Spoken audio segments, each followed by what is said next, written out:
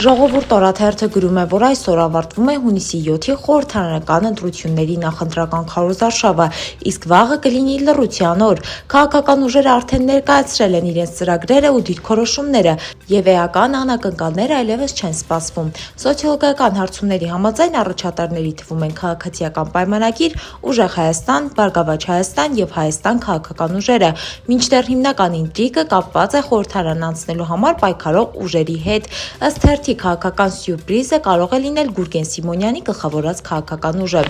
Հրապարակ թերթի տեղեկություններով մոտ 2 ամիս առաջ Պաշտպանության նախարարության դիմաց միջադեպ է տեղի ունեցել քաղաքացի Կորյուն Հակոբյանի եւ ՊՆ աշխատակիցների միջև։ Ըստ իրավապահների նա նախարարության շենքի դիմաց նստել է բորդյուրին եւ ալկոհոլ օգտագործել, իսկ անվտանգության աշխատակիցների պահանջին լքել տարածքը պատասխանել է, որ իր երկրում կարող է նստել որտեղ ցանկանա։ Թերթի փոխանցմամբ վեճը շարունակվել է, քաղաքացին հակաճառել է եւ վիրավորական արտահայտություններ հնչեցրել կառավարության անդամների հասցեին, ինչից հետո նրան ձերբակալել են եւ քրեական վարույթ նախաձեռնել։ Հակոբյանին մեղադրանք է առաջադրվել ՊՆ աշխատակիցների աշխատանքը խոչընդոտելու համար։ Սկզբում նրա նկատմամբ ընտրվել է տնային կալանք, որը հետագայում փոխվել է բացակայելու արգելքով։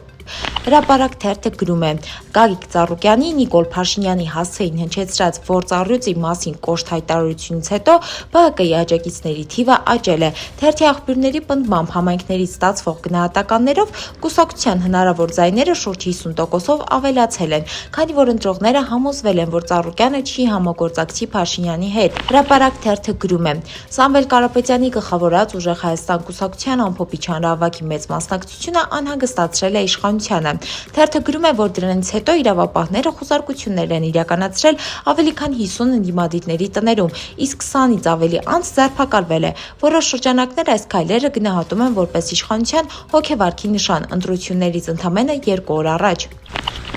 Հրապարակ թերթը գրում է. Նախորդին ուժեղ Հայաստան կուսակցության բազմամարդ հանրահավաքից հետո տեղեկացանք, որ ընտրատարածքային հանձնաժողովների մի քանի ԿՊԱ-ական նախագահներ ինքնաբացարկի դիմումներ են ներկայացրել։ Մտերիմներին նրանք պարզաբանել են, որ հանրահավաքը մեծ արձագանք է առաջացրել իշխող թիմում եւ իրենք էլ մտավախություն ունեն, որ ԿՊ-ն չի անցնի, ուստի ապահովագրում են իրենց։ Իրավունքի տեղեկություններով որոշ եկեղեցական եւ հոգեվոր շրջանակներ ըստ թերթի փորձում են ամենայն հայոց կաթողիկոս Գարեգին II-ին ներքաշել քաղաքական գործընթացների մեջ։ Հրապարակման համաձայն այդ շրջանակներում նույնիսկ քննարկվում է այն սցենարը, թե կաթողիկոսի նկատմամբ հնարավոր քայլերը կարող են հետընտրական լարվածություն եւ փողոցային շարժում առաջացնել։ Թերթը նաեւ պնդում է, որ վարչապետ Փաշինյանը նախընտրական քարոզարշավի ընթացքում փորձում է խուսափել կաթողիկոսի թեմայից։ Իրավունք թերթը գրում է. Քաղաքապետարանի կուլիսներում շրջանառվող շշուկների համաձայն խորհրդարանական ընտրություններից հետո խաղաղ չի լինելու որոշ վարչական շրջանների ղեկավարների համար։ Ինչպես ասում են չարլեզուները, ընտրություններից հետո քաղաքային իշխանությունում սպասվում են կադրային ջարդեր։